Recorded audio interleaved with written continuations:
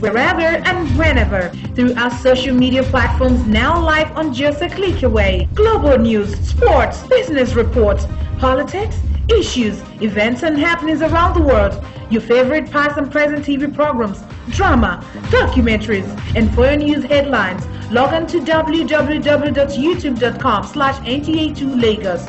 Watch, download, comment, and subscribe free. It's simply www.NTA2Lagos and explore our world of news and events. Available in all smartphones, iPad, and all Android phones. Like our Facebook page, NTA2 Lagos Network Center. You can tweet us at NTA2 LNC. NTA2 Lagos Network Center. You'll reach our station.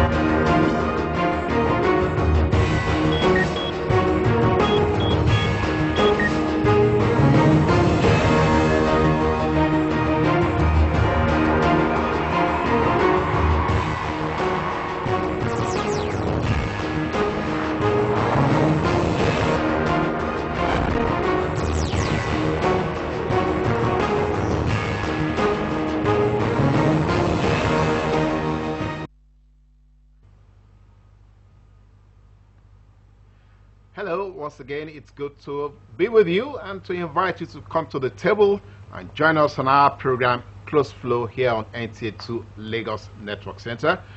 We like to say here that it's always, all the time, every time, anytime, our delight asking you to join us on this show, because we know that we are going to be sharing experiences and improving the conversation about how our nation, Nigeria, is going to be one of the greatest on the face of the earth. Now, that seems to be the story. Potentially, we'll say Nigeria is the giant of Africa. Everybody says Nigeria is the giant of Africa. Everybody says Nigeria should lead Africa. Everybody, but that seems to be proposition. We don't seem to have any concrete evidence that Nigeria actually is doing that. So why? Where is the disconnect? Today, again, we have decided to invite into the studio yet another distinguished Nigerian to come speak with us, or to come speak with you, to share with you and all of us our own experiences on how we can make the dream Nigeria come true, especially in terms of our educational structure. This is very key, it's very germane to all the issues on the table when we talk about corruption, when we talk about well, right now everybody's talking about recession, everybody's talking about not having enough to feed the family, everybody's talking about high school fees, everybody's talking about massive failures, everybody's talking about unemployable graduates. So we are saying that the cycle, the entire system seems to have been affected by our educational system. So our distinguished guest today, she holds a Bachelor's of Science degree in chemistry, then a double master's degree in chemical engineering and engineering management. She had the chance to school here in Nigeria, part of her life, and then she got the opportunity, the privilege to go outside and do more schooling, and in between, so something happened.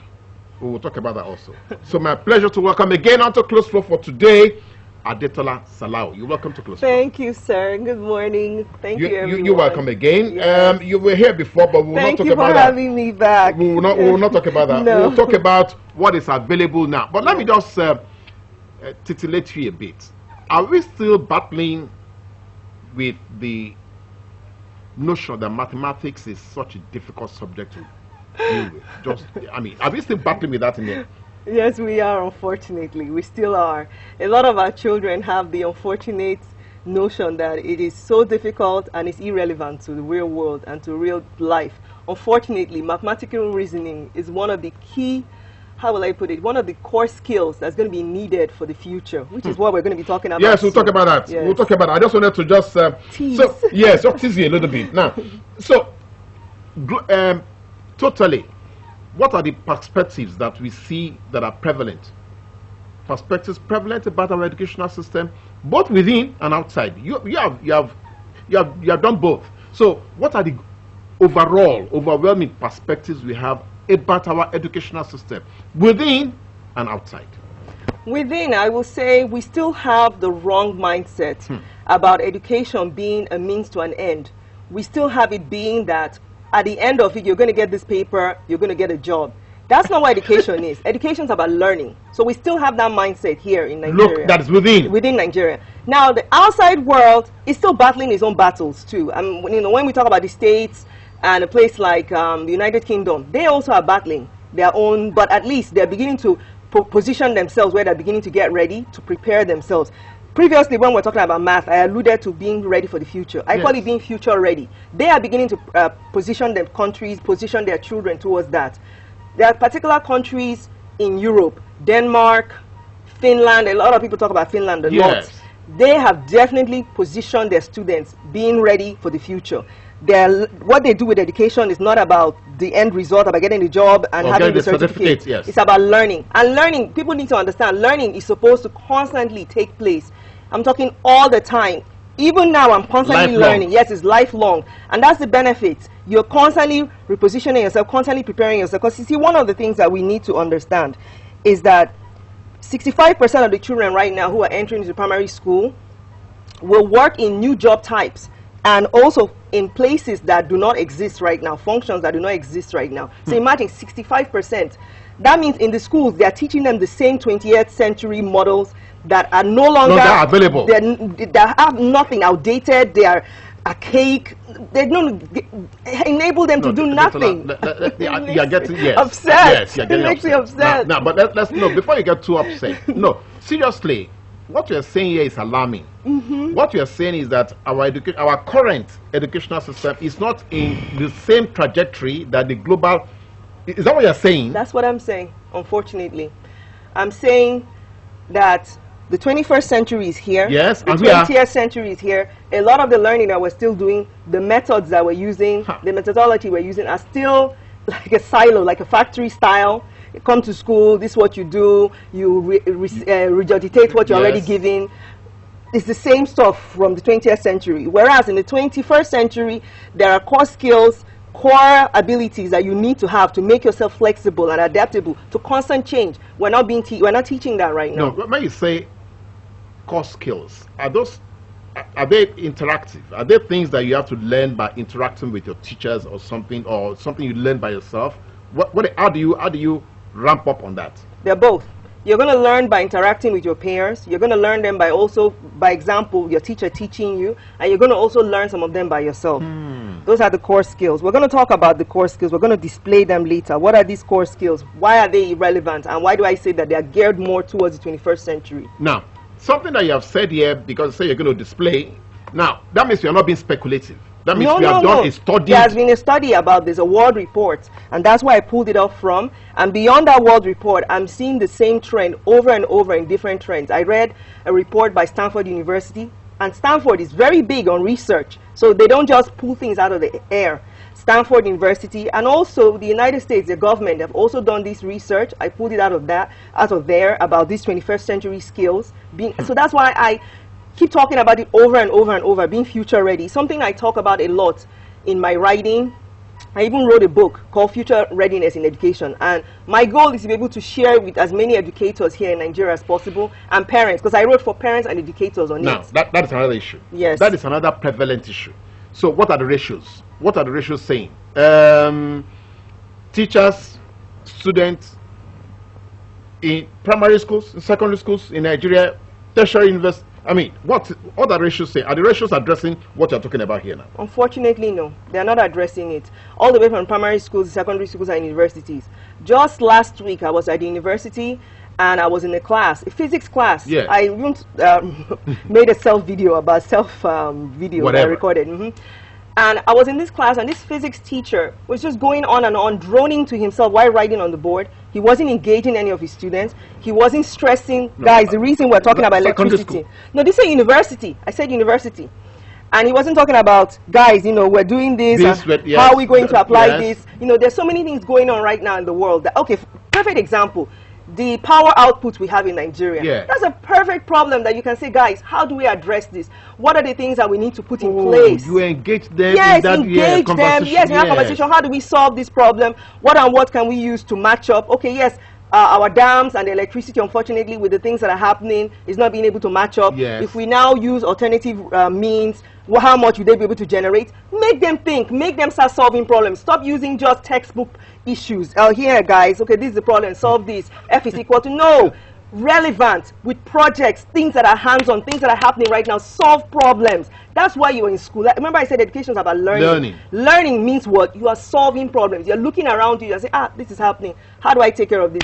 That's happening. What do I do with this? That's learning. That's the whole idea. That's what we're, yes, that's what we have this for.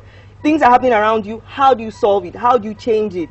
That's it. And that's what we need to start addressing with our children. Now, you have painted some pictures a little bit, I don't want to say gloomy. They're not gloomy. They're not gloomy, yes. They're promising. So they're saying that things can still change. Oh, I believe so. My whole heart. No, Detola, we have a National Educational Research Council. Go on, sir. Yes, and we seem to be, we are trapped in this same cycle of what we are talking about. So much disconnect between what the world is asking for, what we can do to change the environment, and what we are doing in school. So what is the Research Council doing? They're not keying in on to the two key things that you need. Whenever you're doing something new, what are the key things you need? Well, what's the key thing? Actually, it's one. What's the key thing you need? Actually, no, I was right. It's two. You need two key things. You need innovation. Innovation means what? You're changing things. You're changing the status quo. That's one. Then the second one you need is opportunity. Opportunity to say, okay, this is what is changing. Where are the areas that we're going to go about changing that? Now, you have a sector that is failing. Yes, it's failing. I'm going to call it a spade a spade. Let's stop beating around the bush. It's failing. You have a sector that is failing. We need innovation. We need opportunity. Innovation is changing things. We need to start engaging educators across the bridge. You just mentioned primary, secondary, tertiary. We're all doing the same thing. So why should we all distinguish ourselves differently? We need to come together and say, look, what I'm teaching in primary is going to tie in to what we're going to do in secondary and tertiary. Guys, we need to make a connect. That's one. Then we need to say, okay, what are people doing across the globe? Let's connect with them. You see, the world now is a shrinking place. You can go online, you can go on YouTube, you can connect to people on WhatsApp, on all these different ION platforms. You can talk to them. I talk to educators over there. I've not lost touch with my professors back in the States. I still talk to them and chat with them online. You can talk to them. You can find out what are the best practices. You come back and adapt them. By the way, you don't have to do necessarily what you see someone doing verbatim. You can adapt. You can adapt it. Okay, they're using this. I don't have this here in Nigeria. But what? That's it. Adaptable. You're going to be flexible. Okay, I don't have this. How can I use this and do this? I just talking about electricity right now. I was working with a school and I was talking to the chemistry teacher. And one of the things we were talking about was more of this hands-on learning with the students. And she was teaching electricity, Faraday's law. And chemistry happens to be my love. So when I'm sitting there, I'm thinking to myself, Lord, you need to make this alive for the children. How do you make this alive? Yes, I know teachers are not well paid. And by the way, this is universal, by the way. It's only places that are evolved, like Finland, Singapore, where they really, really pay and take care of their teachers. And Denmark, yes, I mentioned Denmark. They really pay their teachers very well. The rest of the world has not yet reached that place. So as a teacher, what you do is adapt and use what tools, what you have. So I told her, you're teaching this. You need for these children to see what you're talking about, make it relevant to the real world, let them see why are we doing this. First of all, describe applications, why is it important, why are we going through this. Then let them do activities hands-on. Oh, we don't have money. Guess what? You might not have money, but you have things you can use. You have a pencil, you have water, you have coins. Okay, you might not have coins, but we have batteries. You can run a quick demo showing them how, you know, electricity, the current passes from that pencil to that. And then before you know something, teach them electroplating, because that's another application of electricity. Different things you can do with day-to-day things that we have in front of us. You don't have to have